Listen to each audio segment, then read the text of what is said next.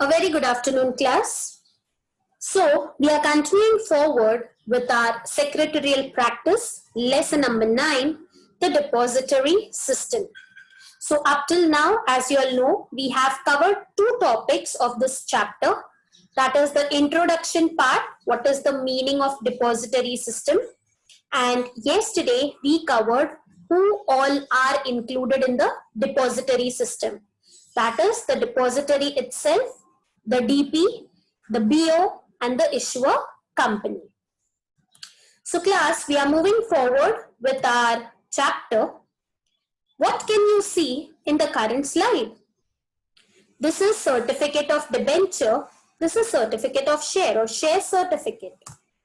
Can I say both these are in physical form or paper format? Okay, class. What about these pictures? What do you think? The picture shown on a tab and the person is working on a tablet over here.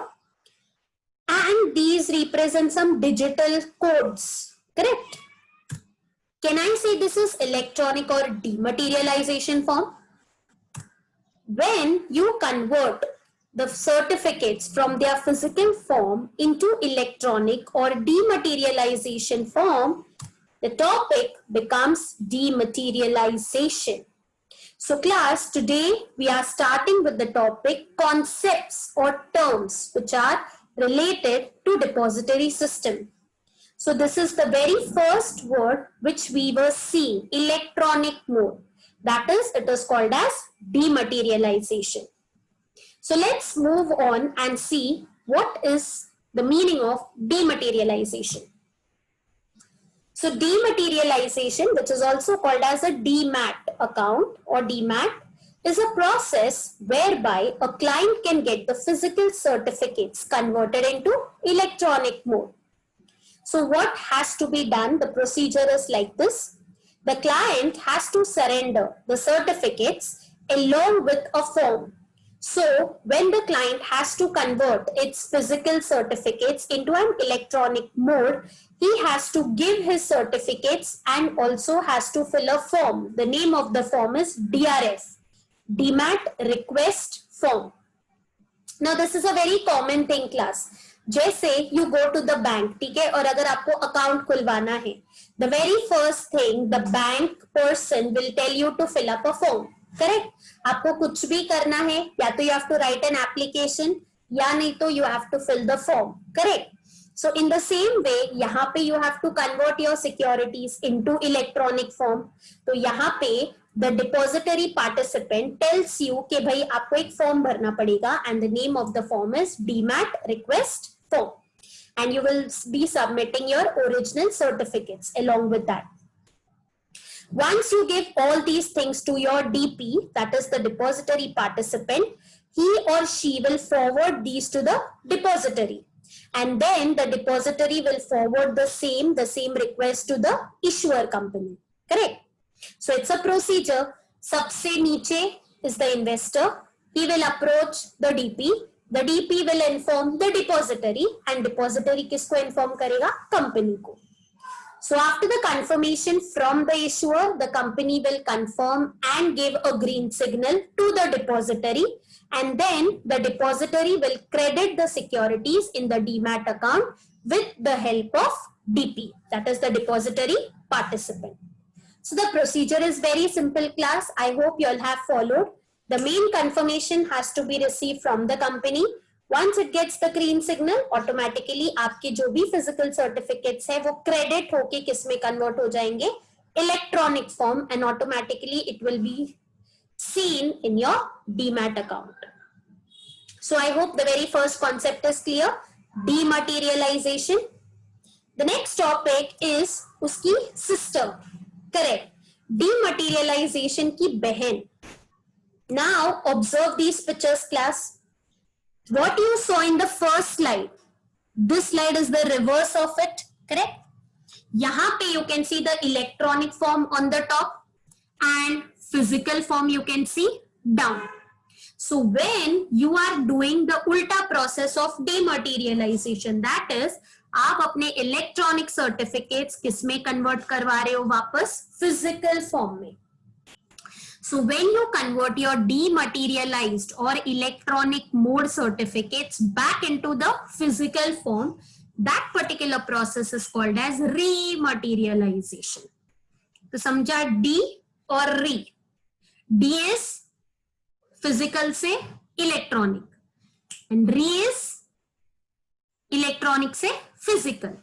बोलते ना research, renew, फिर से करना, तो that is what is again. री मतलब जिस word के आगे आप री लगा देते हो, that means again doing the same thing.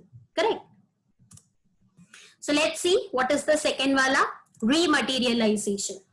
So remat is a process whereby a client can get his electronic certificates or holdings of securities converted into physical certificates. The client has to give a written request in the form of RRF, remat request form, to the DP. Again, the DP will forward the form to the depository. The depository will forward that to the issuer. Once the issuer receives it, he will print the electronic mode wale certificates into physical form and send them to the client, and simultaneously confirms the acceptance of remat request to the depository.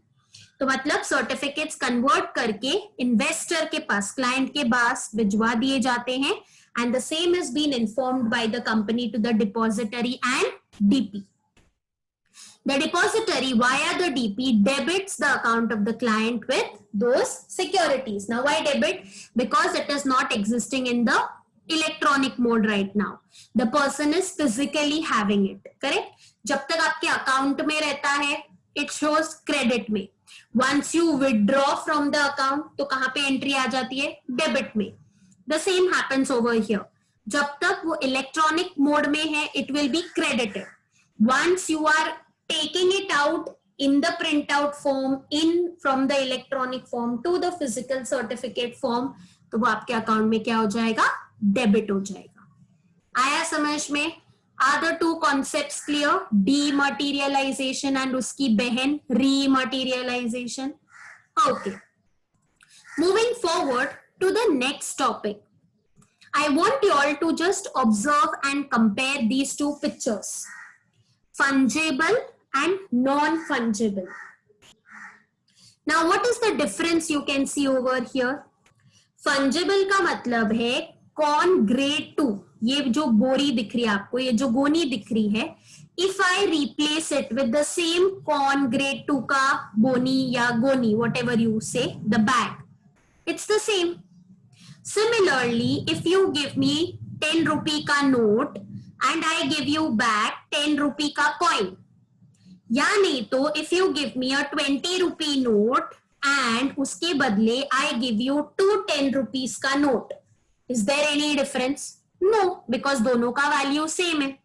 तो आप मेरे को अगर 2 10 रुपए दे रहे हो, ठीक है, and I am giving you back 120 rupees का note, that should not make any difference because हम दोनों के पास value is the same of the money. Same happens with the gold, correct? Now what you are seeing on the right hand side, see this particular child of an animal and see this particular animal. मान लो you had a pet, ठीक है, जो एकदम मस्त fluffy है, खाया पिया हुआ है, and if you are exchanging your pet with somebody, you will not expect कि कोई सुकड़ा सा बिना खाया पिया malnourished pet आपको मिले, correct? You cannot say that these both are similar. Similarly, अगर आपके पास front row का ticket है, you cannot exchange it with the back row का ticket. These are not fungible because इनका value same नहीं है. You purchased front row का ticket in 60 rupees, correct? Back row का है 200 rupees. Will you exchange it? No, you can't. You will not. Similarly, आप एक घर बेच रहे हो, you are selling a bungalow, ठीक है? In place of that, you are getting a hut type house. Will you do it? No. So what is this type of word called? Fungibility. So we are going to see this word in the coming slide. So are you clear with what I was trying to convey to you all? The value should be exchangeable. मतलब अगर आप अदला बदली कर रहे हो, you should be ready for it. उसका value में फर्क नहीं है, so you are accepting it. मतलब आपका नुकसान नहीं होता है. Whereas in the right hand side you can automatically make out the difference, है ना. हम ये लेवल से ये लेवल exchange नहीं कर सकते, correct?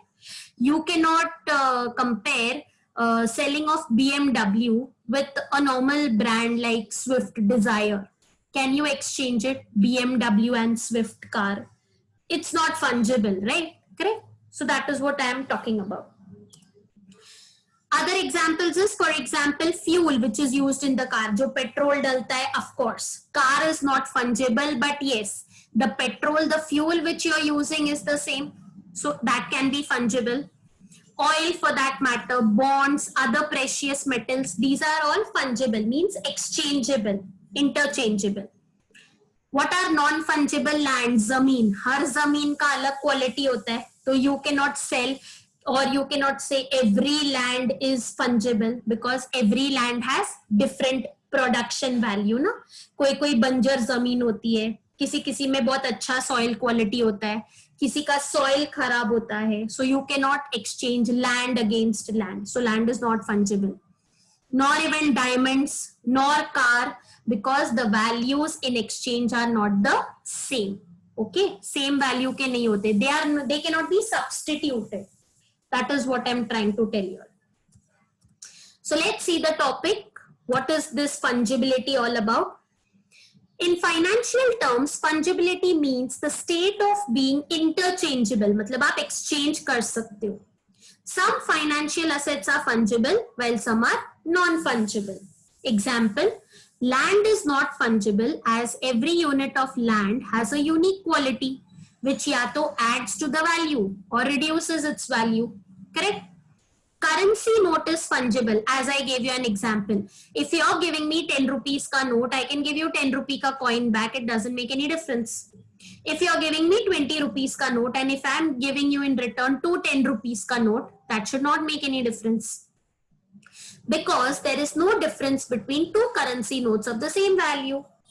Similarly, securities which are issued by the same company of the same class have same value no matter who owns them. The securities held in demat or electronic form are fungible. They are interchangeable, substitutable, and cannot be distinguished from each other. Securities bear no notable features like distinctive number, certificate number, or folio number. Electronic form में जब तक वो है, आपको कुछ tension लेने का जरूरत नहीं है, because you can आराम से interchange it, exchange it, because it is issued by the same company for the same value. So it doesn't make any difference. Now for your extra knowledge, I have taken some examples, so you can just pay attention over here. Money is another example of fungible commodity. For example, when person A is giving a loan of 50 rupees to person B, then it doesn't matter to person A if he is repaid with another 50 rupees note, है ना? As it is equally replaceable. 50 रुपए का loan दिया था तो आपस से 50 रुपए मिला, so it doesn't make any difference. In the same way, with two 20 rupees notes and one 10 rupee note, person A can be repaid and still happy because उसका total 50 रुपए आता है. This example I already gave you all previously. On the other hand, an example of non-fungibility here is if person A loans his car to person B, it's not appropriate for person B to return another vehicle, है ना?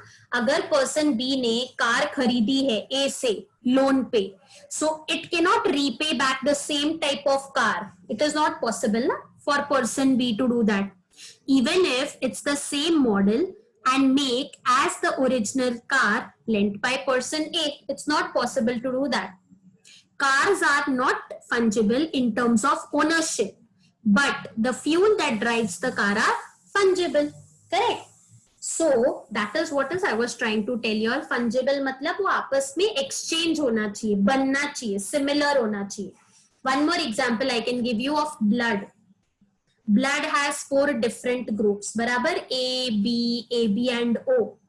O is universal donor, AB universal acceptor. तो आप A blood group वाले को B वाला blood group exchange नहीं कर सकते ना, and A में भी again you have positive and negative. So that is what is I'm talking about. Gold is considered fungible. 1 gold ounce is equal to another gold ounce, though in some cases it is not. So this was just for your little bit of extra knowledge to understand the concept of fungibility.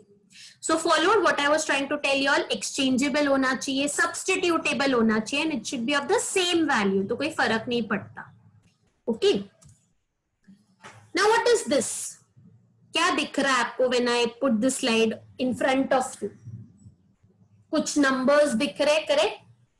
MX characters लिखा है, फिर सम number pan card जैसा कोई number दिख रहा है, कुछ number है, कुछ अल्फाबेट है, correct? So this is a particular number. Remember हमने लास्ट ईयर CIN पढ़ा था, corporate identity number. It's a 21 digit बड़ा नंबर होता है ना, जिसमें अल्फाबेट्स होते हैं, नंबर्स होते हैं. इट इज द कंपनी का आईडी नंबर. कॉर्पोरेट आपके कंपनी का आईडी नंबर होता है ना, CIN. It is different for different companies. आपका PAN card number, take for example, it is also a unique number. आपका Aadhaar card number. Similarly, our fourth topic is nothing but ISIN. That is International Securities Identification Number. Yesterday, when I was teaching you all, remember I told you all bank account unique होता है, Demat account unique होता है. In the same way, the securities are also issued unique numbers. Okay, and this particular number is called as ISIN. International Securities Identification Number. So let's have a look what it is exactly. It is a code that uniquely identifies a specific securities issue. ISINs in any country are allotted by that country's NNA. NNA is National Numbering Agency. जैसे credit rating एक agency देती है, क्रिसल हो गया, CARE हो गया. In the same manner, this number is issued by a specific authority. उस authority का नाम होता है NNA, National Numbering Agency. This number is a standard numbering system which is accepted globally. नाम में है ना meaning international. The International Organization of Standardization, ISO, currently defines ISIN's structure. In India, the issuing ISIN to securities is assigned by SEBI. So as I told you, security market, stock market, किसके under work करता है? SEBI. तो SEBI is responsible for allotting these numbers to NSDL. Remember, depository अपना. SEBI works as NNA in India. तो India का NNA कौन है? SEBI. For government securities, allotment of ISIN is done by the RBI, Reserve Bank of India, the central bank. ISIN consists of a 12-digit alphanumeric code which is divided into 3 parts, जो हम अभी देखने वाले हैं. So if I am not wrong, if you have seen the previous slide, can you see they are divided into 3 parts? पहला 2, then you have a 9-digit characters, and then 1. Got it? So we learn how this ISIN is framed. The company has to apply for ISIN for its securities with documents like prospectus. तो company को अगर ISIN number चाहिए तो it has to apply to the depository. It has to apply to NSDL, and this NSDL का request will go to SEBI. So SEBI will be allotting it. And they have to issue the documents like prospectus for that. They have to show क्या है उनका company किस type का है. All the information has to be disclosed.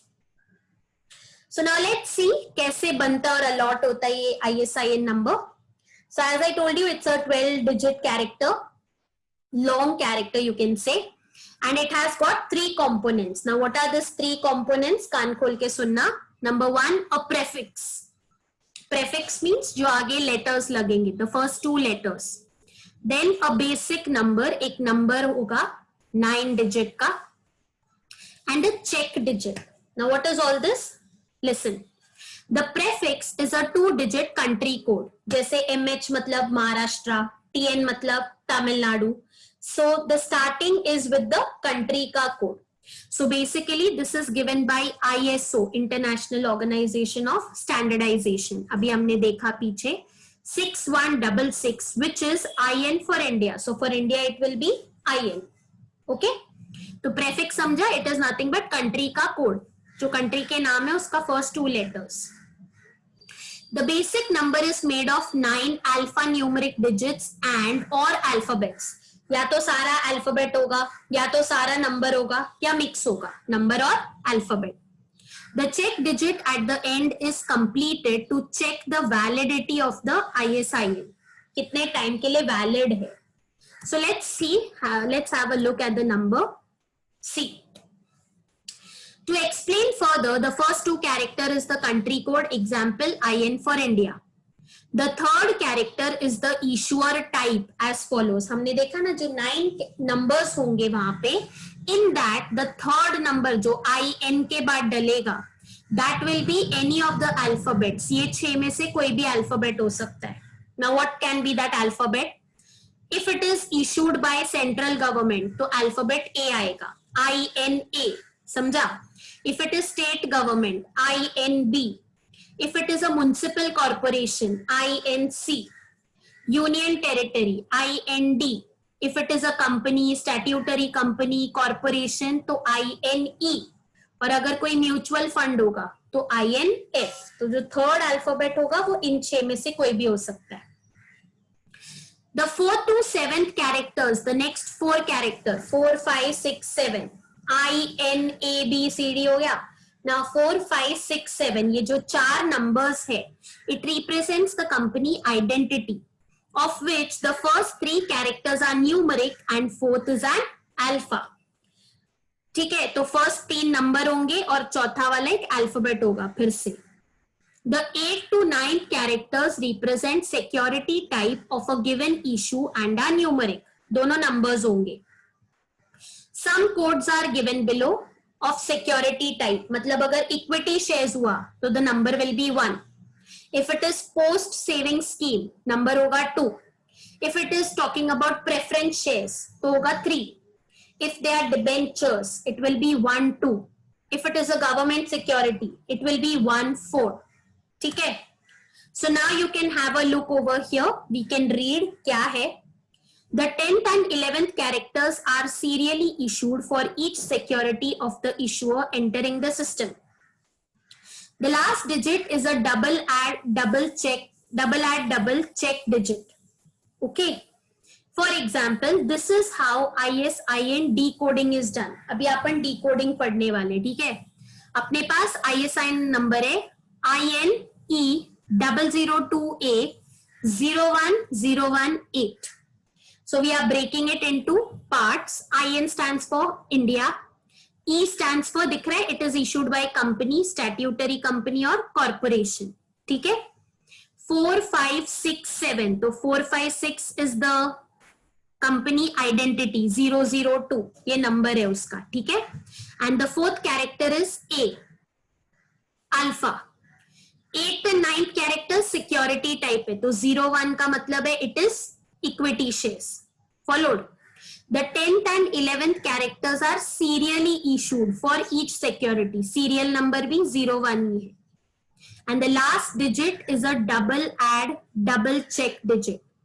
Double add double means 8 is the check digit over here. So you can see basically double add double I guess is 2 plus 1 plus 3 4. तो 4 का double 8 होता है. Maybe this way it's done. So पूरा explanation over here it is given. Understood? What is ISIN number? ऐसे allot होता है security number. Okay. So with this class we have finished with the topic. What are the terms or concepts which we study in depository system? Now before we wind off, now we have covered a topic dematerialization and rematerialization. So distinguish between is given in your textbook, that shows distinction between dematerialization and rematerialization. What is the difference between the brother and the sister?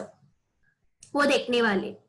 Now I have made a smart code over here for your convenience. If you feel you can go through this.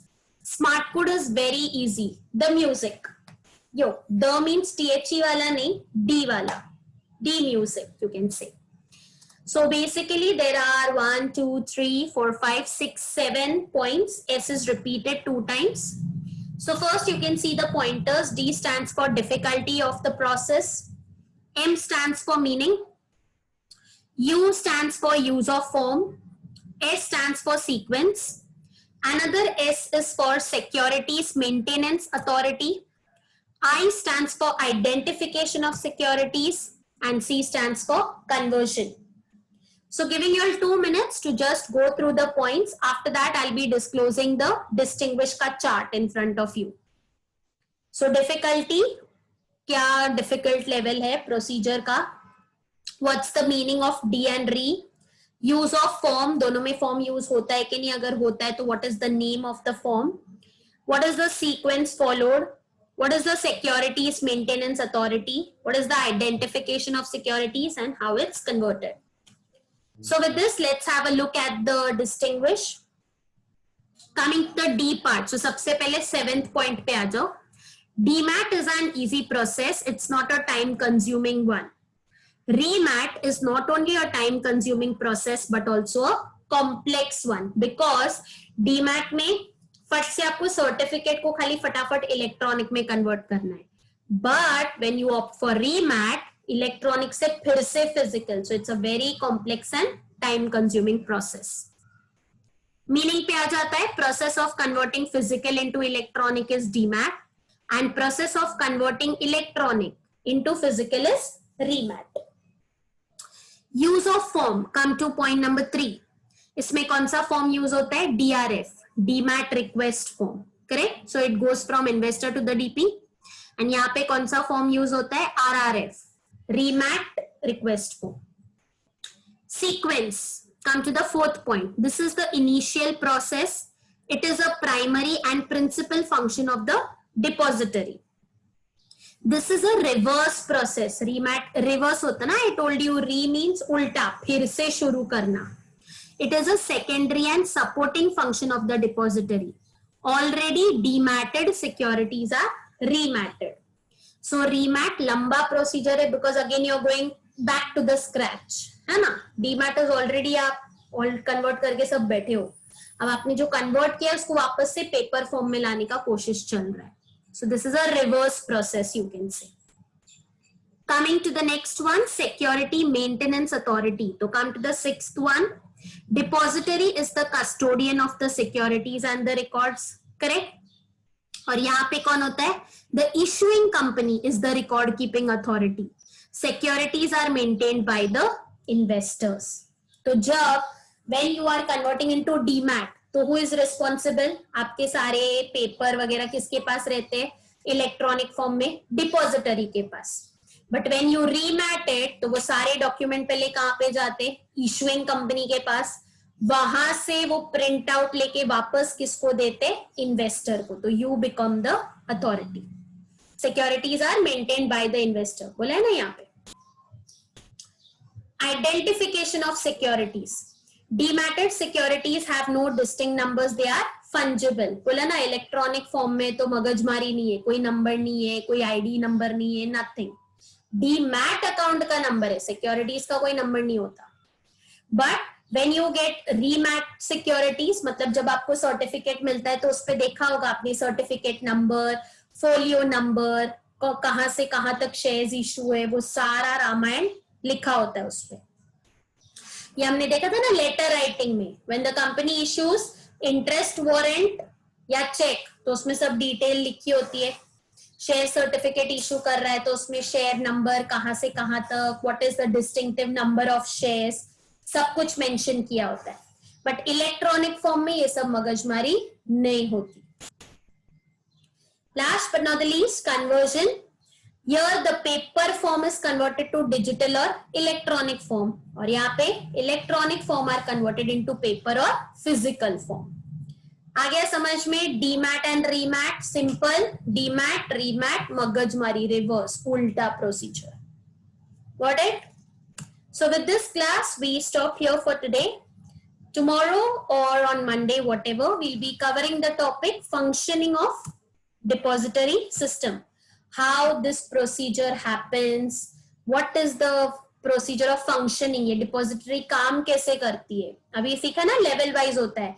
Investor DP को inform करता है, DP depository को, depository company को. So this entire functioning we'll be learning in the next topic. So till then, take care, stay safe. If you like the video, please share it with your friends and please subscribe to my channel. I need your support, which keeps me motivating. And yes, stay tuned, take care, keep watching my channel for further updates. So I stop here, class. Thank you so much for listening to me.